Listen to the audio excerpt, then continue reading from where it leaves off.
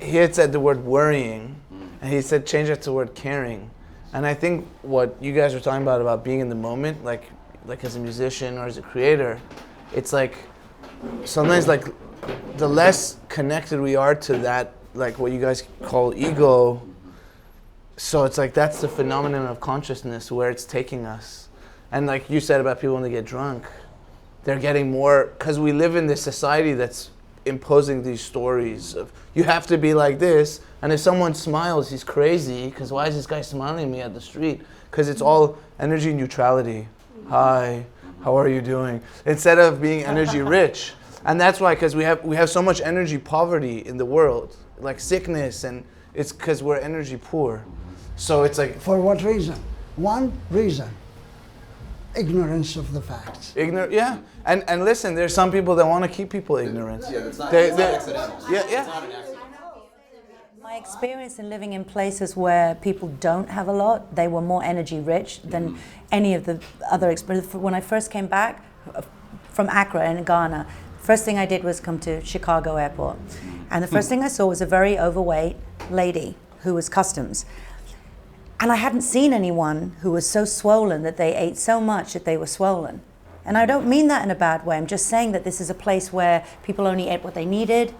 And yet this woman had a really bad attitude and she was just really snippy. And I was like, you know, mate, that's when I realized that when you have so much stuff, so I don't know if just because people there's a poverty that means, you know what I mean? I feel like our basic humanity has been stripped from us. Because it's a consumer society that you always need this, You're lacking. You're never going to be good enough unless you're thin. Yeah. Here's the solution. Yeah. I have the solution right here. Buy it. You need this face cream. You need to be this thin. You need to be. But that's marketing. Invented by a guy named Edward Bernays. He was Sigmund Freud's nephew, and he utilized the same techniques. He called it propaganda, but Hitler took propaganda and made that a bad word. So he came to America with propaganda and said, "I got to change the name of this." And he changed it to public relations. Wow. And he invented public relations, which was, he's also the first person to ever take an automobile ad and put a hot girl in it. The only thing that I really know that's special about zebras is that when they are in danger, then they travel in herds to give the illusion of a giant zebra to scare off any predators.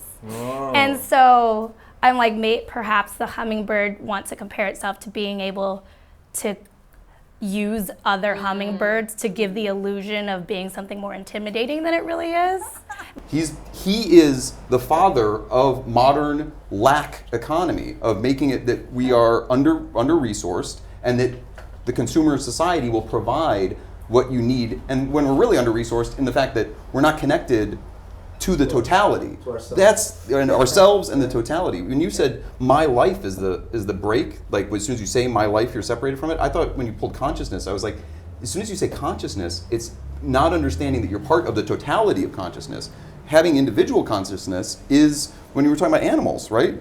As soon as you start separating from the totality of consciousness, and you have self, that's when you're not part of. A bug is part of the totality of consciousness. There's no consciousness, it is part of it. Exactly. We have all of this distance from the totality of consciousness because we have our own consciousness. It's like, no. Let go of that consciousness and immerse back into the totality of consciousness. They show these time-lapse or slow-motion hummingbirds, right? And how they have these little relationships with one another, and part of their relationship is that they will fight for a territory, but they're not really fighting. Oh.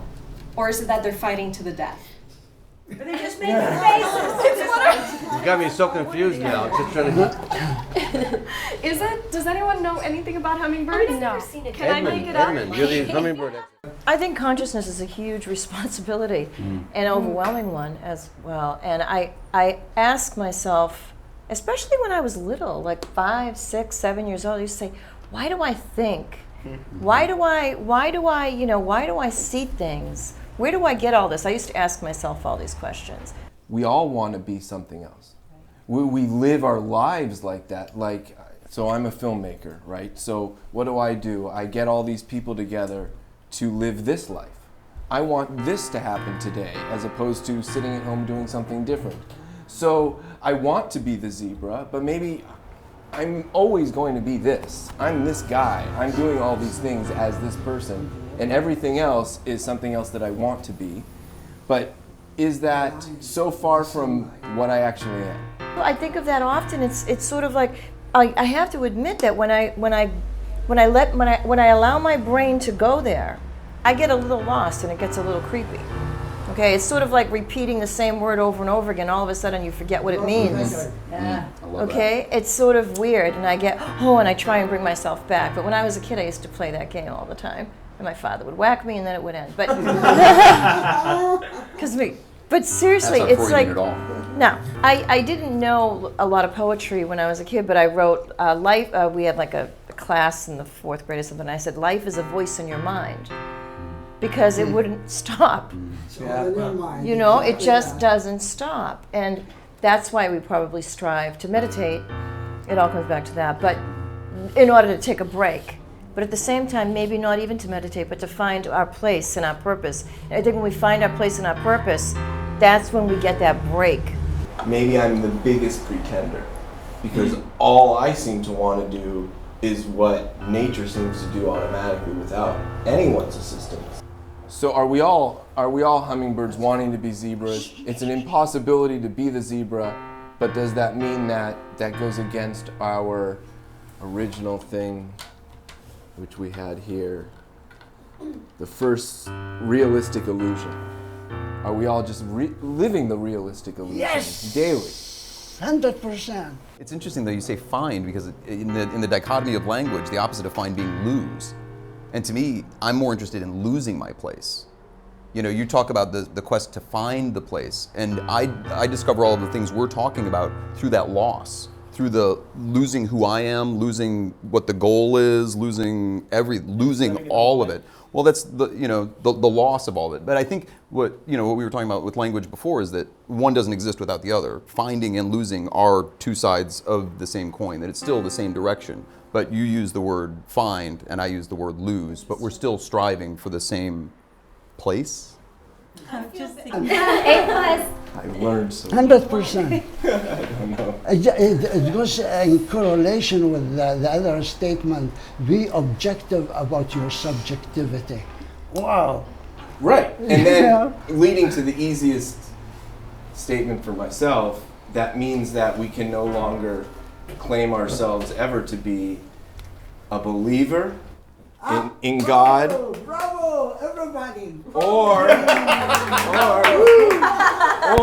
and impossible to be an atheist. It's just impossible. You cannot be either of those two. You were born and you will always exist as an agnostic. Brontosaurus. You're very sweet, thank you. Brontosaurus. Did you think he saw us? It doesn't exist. There was never. It's right here. It's right here. But it's not. It doesn't exist. And I There's two other What did chicken you get? nugget fossils Dream. next to each other. That's a good one for you. When you think. No, you're agnostic all the time. Why? No, it's what you think Because- you are. because- It's all in your mind. Because God. Yeah, right? I don't know what this is about. Yeah, what's going on here? I was getting to, As long as if- religion I comes think- up, all I want to do you is know play what? slapstick. yeah. But it's not religion. But that's not religion. That's all we can do. But that's not religion. Religion is only a set of laws, rules, and regulations. We're talking about where religion comes from in the first place. Why put the laws, rules, and Exactly. regulations? We're talking about being agnostic because if God is everything, then we are all God, and we are all questioning ourselves. Well, there's one way of thinking of it, that everything in the universe is just you. I mean, I'm getting out of Freud. There's an Egyptian myth about Hadith and Nui, and they're two, a god and a goddess. And Nui represents the totality of all things, that she is what interconnects all of us, that we are all one. She represents one view of the universe, that we are all connected and we're all just expressions of this one universal energy. She's the mother. She is the mother, so she is the totality of all things. She is married to another god named Hadith. Hadith represents that you are the only thing in the universe. All of this right now is a projection out of your mind. None of this exists except for you. So he represents the other end of the spectrum from all of us are one to you are the only thing that exists and we're all just a projection of that. But the crazy part is they're married. And how are they married? How did they ever find common ground? How did they ever find a moment that they might actually communicate with each other? Yeah. The universal language. And in Western philosophy, in Western culture, we believe that that it's a zero-sum game. That if I'm all for myself, that I'm taking away from everything else. But Hadith and Nuit find that they line up in one place, and that one place is when both are brought to 100%. When the will, and it hinges on the word will. So in Nuit's world, will is inevitability. What will happen? It will rain. The rock will fall down the hill. That's will in Nuit's world. In Hadith's world, it's will. It's what do I want? What is my will? And so they're the polar opposites. But the true will is when you find that the thing that you desire most is actually that the thing that the universe will have happen. And you line those two things up, and the footprints light up in front of you because that's the only thing you're going to possibly do. So who's and that's in charge? just being again. That's just being. Once again, that we come back down to this one point of the ultimate goal of all of our existence, what would make this world the greatest place possible, is if we were all being. I want to ask, since the word dream comes up, what is the dream then? How does it work? No. I don't care about how it works for this question. I can do it later, but for what I'm thinking right now, what I want to know, or interested in knowing, is what is the outcome if we do that?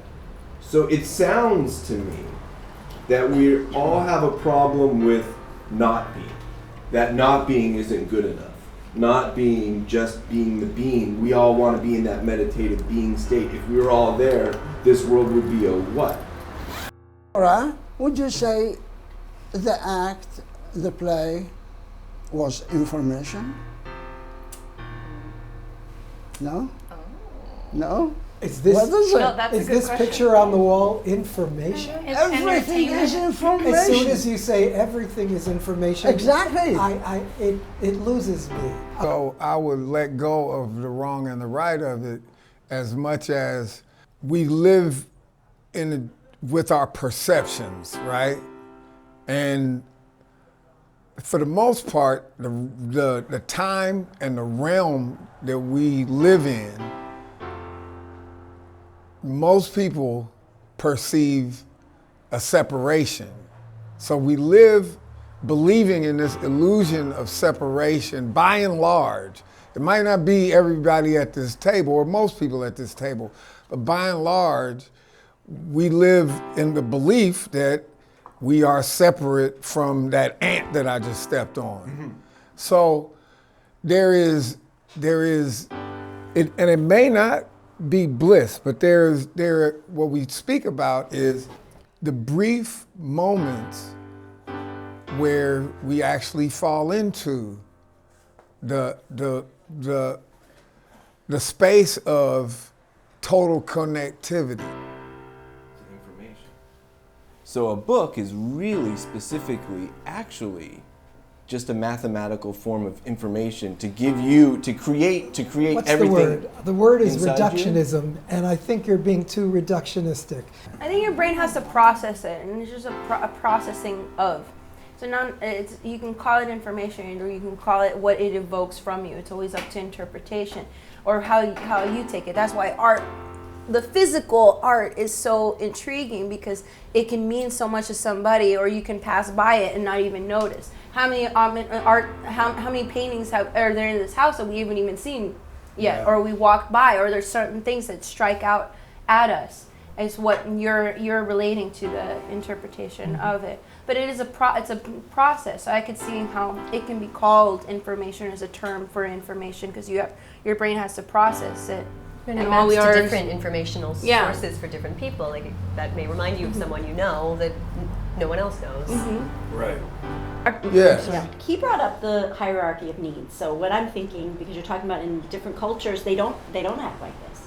So maybe when your hierarchy of needs, when the lower level are taken care of, then something in our brains clicks in and starts to want to entertain ourselves by buying into all this stuff or creating this. And then you complicate yourself, and it becomes so maybe when are you're not happy. Yeah, maybe when you're just working on those needs, like maybe our brains need something to work on. Well, I think it's interesting because why is there like, let's say, rape or murder when you can have sex anytime you want, you can buy it.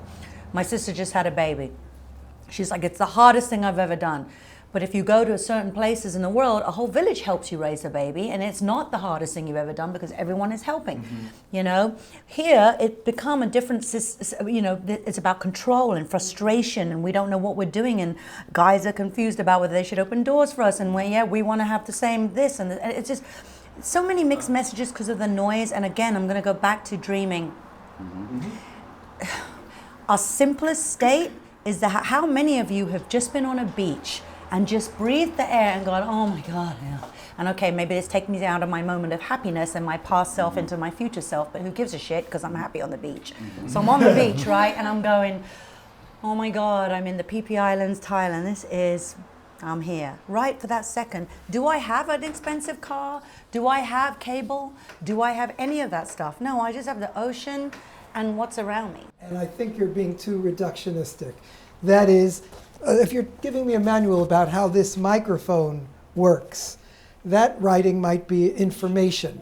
As soon as you use the same term to describe a section of Pride and Prejudice, or nothing so simple as only passion, whether you're talking about Shakespeare's Julius Caesar or Jane Austen's Pride and Prejudice or so many other books, you can call that information, something that's going in, but it's reductionist. It's highly. It's. Don't you think it's pulled something away from George? I think it depends on what the word information sounds like. It's a large. You know, like when I think of information, I used to think of it in that sort of very cold, calculated way. This is just the nitty gritty. But I guess if you expand your sense of what information means, then I don't think it's necessarily reductionist. Well, then we can go all the way back to ones and zeros, if we want, and say it's all ones and zeros. When we've said it's all ones and zeros, even if it's true, so what? What do we tell them after we say, oh, it's all information? Then you have room for creativity. And creativity is the power of life. Edmond said it earlier. He said something earlier that you're speaking to is that we live in a past intention and a future intention, something to that degree, right? And some people don't know quite how far ahead we are. Personally, like when I look at big oil, like I'm going like big oil is fighting and kicking and like I'm gonna survive.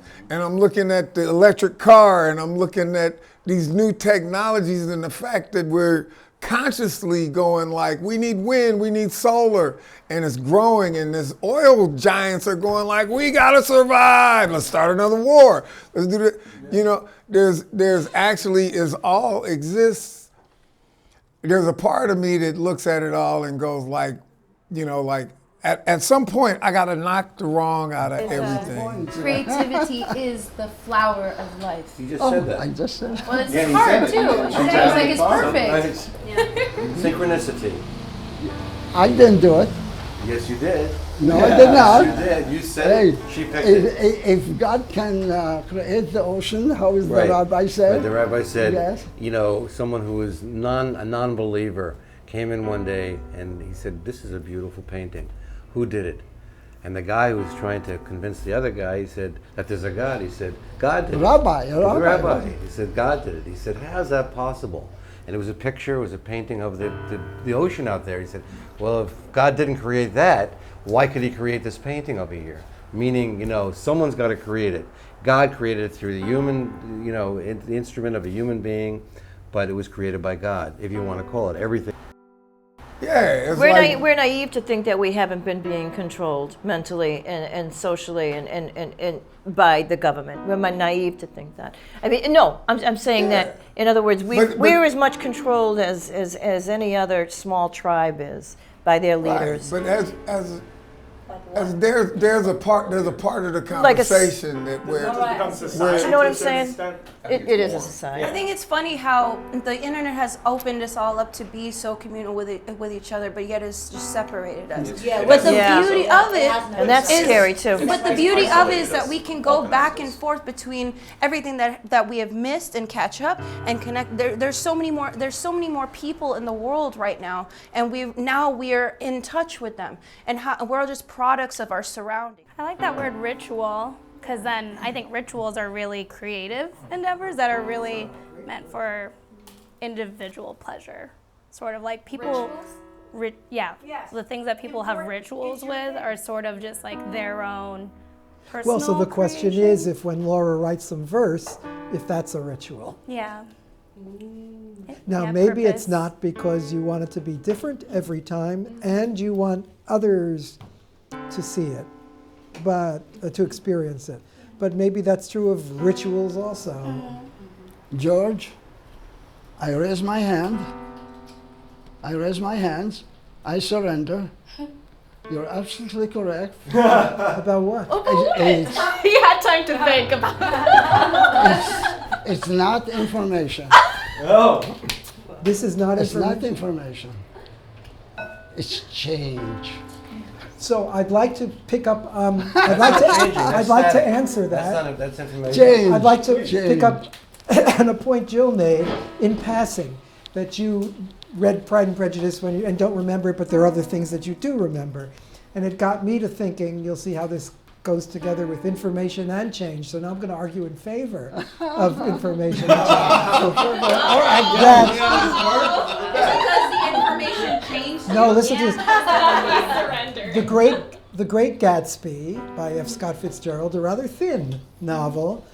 I've read it every 10 years, and as you can see, I've had a fair number of every 10 years in which to reread it. And the reason I reread it is it's different every time, even though the words are the same. So I'm thinking about that ever since you made your comment about Pride and Prejudice, but then other things. And I recommend your reading for the first time and then later rereading Great Gatsby, because it's going to deliver. It's the same words. You can say it's giving me different information. Just like a movie. If it's a good movie or a good book, every time it's different information, or it's changed. I've changed. It's changed. There's something different about The Great Gatsby every time I reread it. I like that. What do you do? George, please. Excuse the interruption, but we have 2 types of ice cream this evening. We have